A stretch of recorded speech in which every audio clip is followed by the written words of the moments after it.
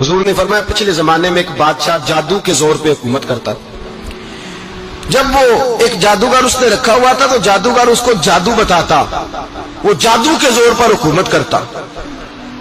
جادوگر بوڑھا ہو گیا تو کہنے لگا بادشاہ کو نوجوان میرے پاس بھیج دے، اب میں بوڑھا ہو گیا ہوں، میرا پتہ کوئی نہیں کب مر جاؤں۔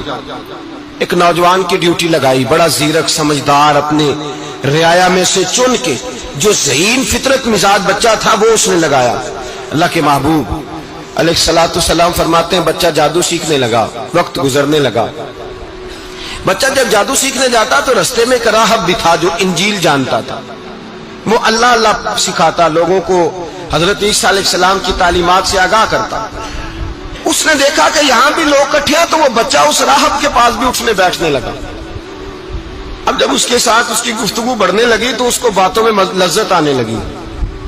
اس نے راہب نے پوچھا کہ تو کون ہے اور کس طرح سے آیا ہے، کیا تیرا معاملہ ہے؟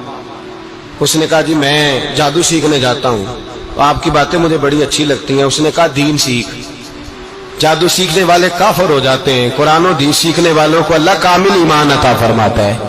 فرمایا یہ سیکھ۔ بچہ بیٹھنے لگا، اس کے پاس آنے لگا، باتیں دل میں گھر کرنے لگی۔ ایک وقت آیا کہ مسلمان ہو گیا، اور مسلمان کیسے ہوا؟ بچہ کہتا میں تجربہ کر کے ہوا۔ اب میں تھوڑا سا وقت جادوگر کے پاس بھی جاتا اور باقی سارا وقت وہاں بیٹھتا۔ میں ایک دن جا رہا تھا تو رستے میں اژدہا تھا، بہت بڑا سانپ تھا، رستہ روک کے کھڑا تھا۔ یہ حضور نے بیان کی حدیث، نبی پاک صلی اللہ علیہ وسلم فرماتے ہیں بچہ کہتا ہے کہ رستے کے اندر سانپ ہے، رستے بند ہے، لوگ چھتوں درختوں پہ چڑھے ہیں، راش ہے۔ کہتے چھوٹا سا روڑا میں نے اٹھایا تو میں نے کہا اللہ اگر جادوگر سچا ہے تو اسے مار دے۔ چھوٹا سا روڑا میں نے پھینکا، اژدہا کوئی نہ مرا۔ پھر چھوٹا روڑا اٹھایا، میں نے کہا اللہ اگر وہ عالم سچا ہے تو اسے مار دے۔ اب جب میں نے روڑا مارا تو اژدہا مر گیا۔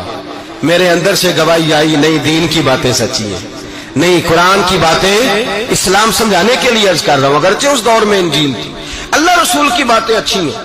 کہتے میں مسلمان ہو گیا، اب میں نے راہب کے پاس ہی رہنا شروع کر دیا، جادوگر کے پاس چھوڑ دیا اس بچے نے آنا۔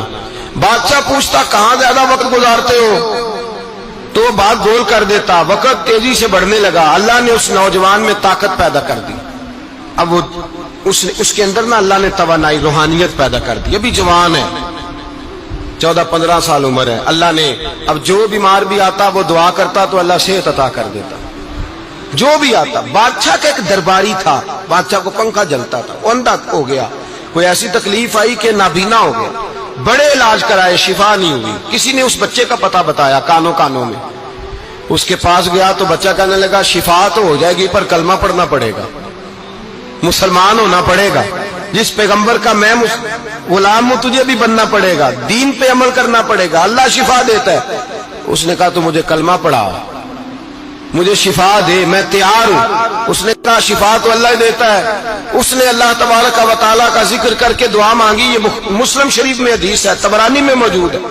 اللہ نے اسے شفا دی، اس نے کلمہ پڑھنا شروع کر دیا۔ یہاں ایک نقطہ لکھا ہے ہمارے علماء نے، کہتے ہیں جب اللہ ولایت عطا کرتا ہے نا تو یہ سفید بالوں والے کا حصہ نہیں ہوتی۔ اگر جوانی میں کوئی آدمی توبہ کر کے تصوف کے راستے پہ چلتا ہے تو سب سے زیادہ ولایت اللہ اسے عطا فرماتا ہے، سب سے زیادہ ولایت اس کے پاس ہوتی ہے۔ ابھی اس کے بال کالے ہیں، چڑھتی جوانی ہے، دعا کی تو اللہ نے، اور حدیث پاک میں موجود ہے کوڑے آتے تو شفا یاب ہو جاتے، اندھے آتے تو شفا یاب، برس والے آتے تو اللہ سے دے، جوان ہے۔ بادشاہ کے پاس وہ واپس گیا، وہ جو آدمی جس کی آنکھیں ٹھیک ہوئی تھی، بادشاہ نے پوچھا کہ کیسے شفا ملی؟ تو کہنے لگا میرے رب نے شفا دی ہے۔ بادشاہ سجدے کراتا تھا، اپنے آپ کو منواتا تھا، معاذ اللہ، کہنے لگا میرے علاوہ کون رب ہے؟ اس نے کہا وہی رب ہے جس نے تجھے پیدا کیا ہے، اور وہی رب ہے جس نے مجھے اندھے کو آنکھیں دی ہیں، وہی ہے میرا مالک۔ کہا اچھا تو مجھے نہیں مانتا؟ کہا نہیں میں اپنے رب کو مانتا ہوں۔ بادشاہ نے اسے سزا دی، ستایا، اس نے بچے کا پتہ بتایا، پھر بچے کو بلا کے ستایا تو اس راہب کا پتہ بتایا، راہب بھی قتل ہو گیا، نابینا بھی قتل ہو گیا۔ بادشاہ نے کہا سپاہیوں سے اس بچے کو لے جاؤ اور پہاڑ کی چوٹی پہ جا کے نیچے پھینکو تاکہ مر جائے۔ بچہ پہاڑ کی چوٹی پہ گیا تو ہاتھ اٹھا کے کہنے لگا یا اللہ میرے لیے نہیں اپنے لیے، میرے لیے نہیں اپنے لیے انہیں اپنی قدرت کے جلوے دکھا، میرے لیے نہیں اللہ کے بندے اپنی جان بچانے کی دعائیں نہیں مانگتے اپنے لیے، انہیں اپنی قدرت کے جلوے دکھا یہ دعا مانگی، جتنے لوگ ساتھ آئے تھے وہ سارے زمین پہ گرے اور سب مر گئے، پہاڑ سے گر کے مر گئے۔ بچہ واپس سیدھا بادشاہ کے پاس کہنے لگا لو بھائی میرے رب نے مجھے بچا لیا ہے۔ جوان کا ایمان دیکھو، میرے رب نے مجھے، بولو میرے اللہ نے مجھے ایمان کی گواہی دے رہا ہے، میں بچ گیا ہوں، تو جھوٹا ہے میرا رب سچا ہے۔ اس نے کہا لے جاؤ اس کو دریا میں، کشتی میں بٹھاؤ، بیچ دریا کے جا کے دھکا دے دو۔